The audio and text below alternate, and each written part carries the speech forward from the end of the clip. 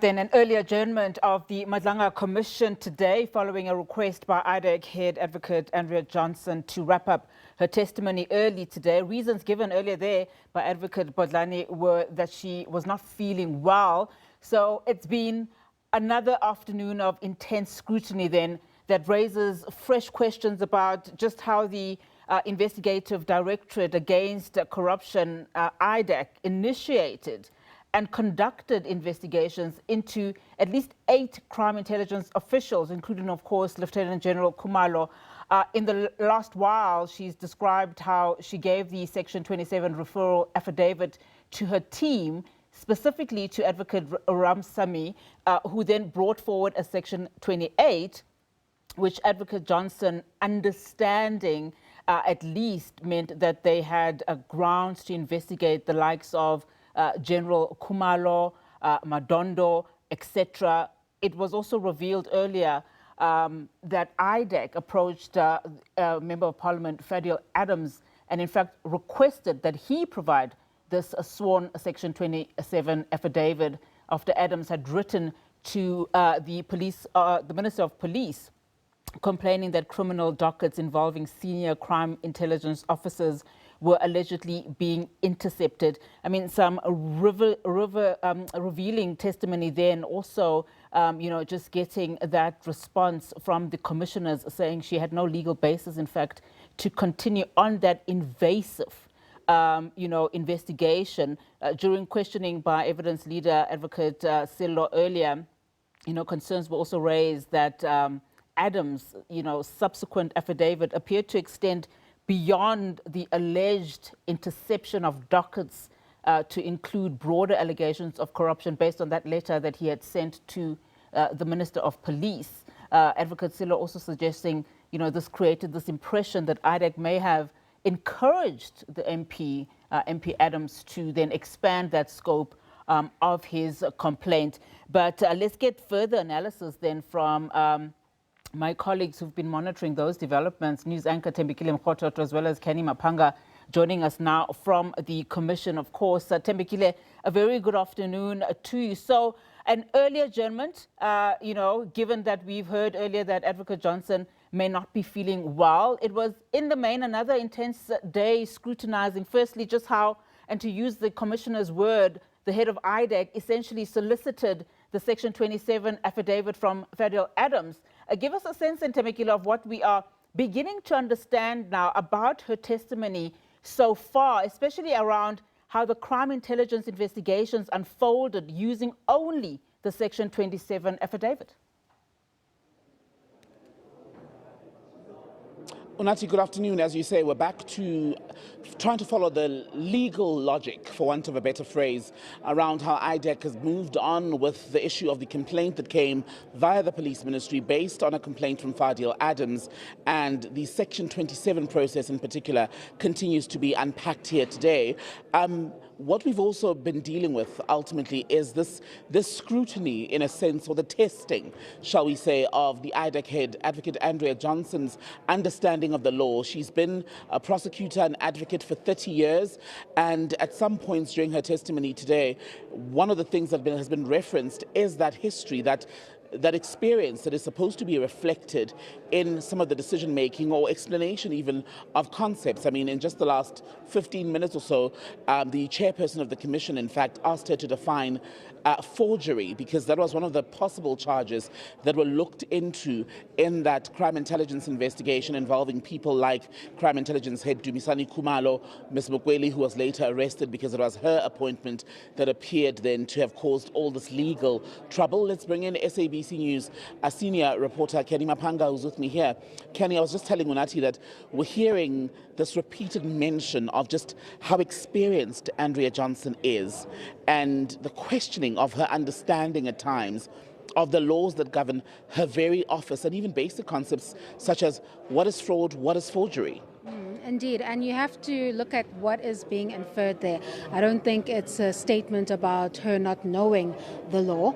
I think the years that she has, the expectation is that she does know the law. What's being tested here is if there is a possible motive behind the conduct that we're seeing. Was this an alleged deliberate attempt to subvert the rule of law? Was this deliberate attempts to abuse her power? That's what's being tested right now, not whether or not she can apply the law. I think it is accepted that with that kind of experience she ought to have known. It's about testing the true intentions and the motives behind IDAC's conduct, because at the very least, so far, with her as the next witness for IDAC, no one has been able to advance the legal basis for these cases. It seems that allegedly these cases are manufactured and are not rooted in any legal ground. And that is what she's struggling, that's the hurdle that she's struggling with right now as she continues to try to explain these IDAC cases. And if it is the conclusion that these cases were allegedly manufactured, then to what end? What motivated this alleged conduct seen by IDAC? And then what must be made of her as the IDAC head, allegedly participating or overseeing this kind of conduct? But at the very least, with this case that gives birth to the cases against the high-ranking generals, whether it is a case against General Lushaba for that events that led to the missing crime intelligence equipment, and of course the instance about Brigadier Dineo Mokele, if there was no case there, then what exactly motivated IDAC's involvement in these matters relating to crime intelligence? And there's already allegations swirling before the Madlanga Commission as to what the possible motivation could be. Whether or not they can get that information to crack from Advocate Andrea Johnson remains to be seen. And on Johnson herself, I mean, we're a long way off from the final recommendations from the Commission, but when you consider how important an office she holds and that she is, during this process, being tested on the understanding of the very laws that govern the office and how she applies them, I would imagine for the people, organizations in fact, that are already calling for her to face further scrutiny, this could possibly, even in the recommendations, we could see a possibility of her fitness to hold office being questioned.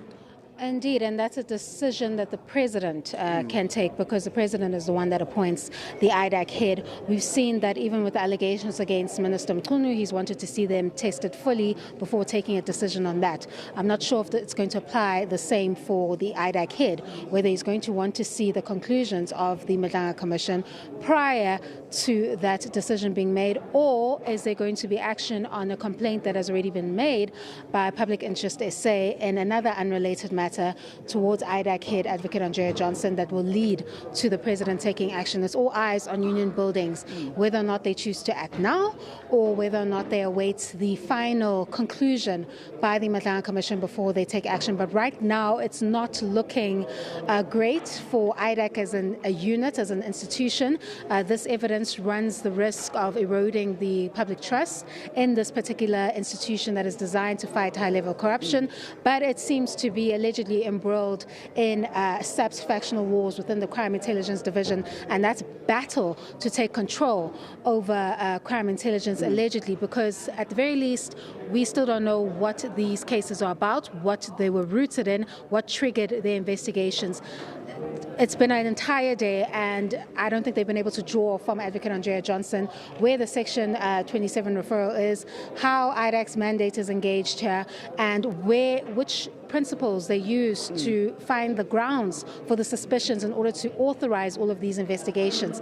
This is still something that hangs in the air as she continues with her testimony. I'm not sure she'll be able to recover tomorrow at 9:30 a.m. where she continues with the probing questioning. Also, what is quite curious in terms of the crime intelligence investigation is that ultimately the initial complaint, right, that came through, the affidavit that basically then set the wheels in motion for what we know now has culminated in a criminal trial, is that the names of the people who we've now come to know as the accused, in fact, weren't mentioned in the initial complaint, but when you look at further documentation, then the names creep up, and how that came to be has also not been explained clearly. That was initially an interception docket complaint that was made by the minister, but instead of turning to the minister for further clarity on it, they get a Section 27 referral affidavit from Fadil Adams, and then that also adds in other issues that had nothing to do with the interception docket. But even on that referral affidavit alone of Adams, it still didn't meet the Section 27 requirements. It was a scant statement, it didn't go into detail, and it didn't list any grounds for the suspicions upon which he advanced to IDAC to investigate against these high-ranking officials. So the question is, was this allegedly a manufactured case? And if indeed that was the case, then what allegedly motivated it? And once you get to that particular question, then what must we make of IDAC as an institution? Is it serving its mandate? Is it serving its functions? Or is this about alleged selective justice, not about the legitimate pursuit of criminal matters that fall in the realm of its mandate and is designed to address high-level corruption as a result of what we saw coming out of the Zondo Commission? So it's a lot of work you still have to get through in terms of the IDAC evidence. I'm sure Mr. Peramo will have to come through and explain a lot of the investigations himself. Prosecutors maybe will have to come through and explain more, but the Commission is far from done. We're trying to understand how IDAC finds itself taking an interception complaint and turning it into an entire case against high-ranking officials within crime intelligence, including the crime intelligence boss, that is Lieutenant General Dumisani Khumalo. So, for all intents and purposes, it's going to be a very long week for Andrea Johnson, who today we've had to adjourn an hour earlier than usual because I think there was reference to her medication. We could possibly assume, and that's not a good thing to do sometimes, that it may be side effects or her being affected by the medication that she got last week when she couldn't appear at the Commission. But as you were saying, we're still dealing with the IDAC issue 2 days later. We haven't even really touched in detail on the evidence given against her, even in camera, I think a week and a half prior to her appearance today. No, we haven't even touched on Witness O and the Hawks investigators' allegations, but at the outset she's already invoked her right against self-incrimination. How that right plays out when the Commission gets to that evidence is going to be something else, because I think that particular portion is quite important to understanding what could possibly be taking place at IDAC right now, if indeed those allegations are true, because at the very least in the past conduct, she's accused of allegedly trying to shield Major General Faraz Khan or favor him in allegedly tailoring his evidence. And then upon finding out that that conduct is part of a protected disclosure, she then allegedly contacts Barry Bateman using Signal and, of course, contacts the Hawks investigators and even gives Barry a heads up that they're going to interview him as well. And the question is, if it was above board, why then go to such lengths to, I guess, allegedly clean up the issue? And whether or not that particular issue is in any way connected to this investigation within crime intelligence, because we saw that in Padiachi's affidavit, he made it very clear that other generals, such as Major General Khan, could have been included in the panel, and it still doesn't make sense why he was the person that was singled out as the one that should have been included in the panel. So is this another instance where we saw the behavior from the past allegedly creeping up in the future? And if that is indeed the case, then you're going to have to test the other against the other. You reminded me of something else that I'd forgotten regarding the evidence. The fact that they actually, when probed, we realized that there wasn't actually a sort of intake committee that would be dealing with complaints, cases that then become investigations. Ultimately, some of those decisions were taken by either Advocate Johnson and Mr. Sissoko in the office, right, or just by one individual. And that then deals with what even Padiachi had been talking about, how there's a committee apparently in IDAC that would have had to do that, but now it doesn't really exist. No, the mandate gives the powers to IDAC head Advocate Andrea Johnson. Everything starts there from the top and then it trickles down. I think perhaps maybe Padiachi in his evidence didn't want to single out Advocate Andrea Johnson, but it's been made quite clear that in terms of her powers, that is where the process starts, and then it's delegated to a team led by the chief investigator. So the structure is quite clear from the questioning today. There's no ambiguity there. And everything starts from the IDAC head, and that authorization, whatever steps you take, would have to go to the investigating director first. So she can't exclude herself from the allegations or any conduct that could reflect poorly on her, because as the IDAC head, you oversee all of those investigations that take place under your watch. All right, Kenny, thank you very much as always. Canny Maphanga reporting here on another day of evidence at the Madlanga Commission of Inquiry. IDEC head Andrea Johnson having asked to be released earlier than usual today. So we've adjourned at 3 because just last week when she was initially meant to appear, we were told, in fact, at the 11th hour that she'd taken ill and had to be rushed to hospital.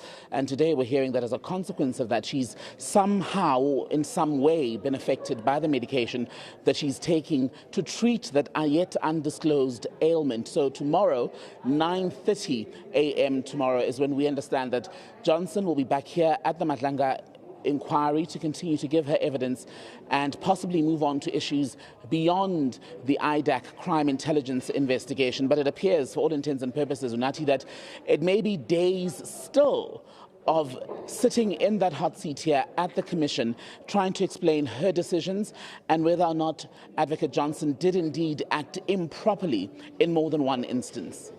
And Thembekile, of course, Canny's response there saying that she wonders if, in fact, Advocate Johnson will recover, come tomorrow when she has to return to the Madlanga Commission tomorrow. But let's see what happens at 9:30 tomorrow. Thembekile, thank you so much for that. Thembekile Mrototo, news anchor here at the SABC SA Today.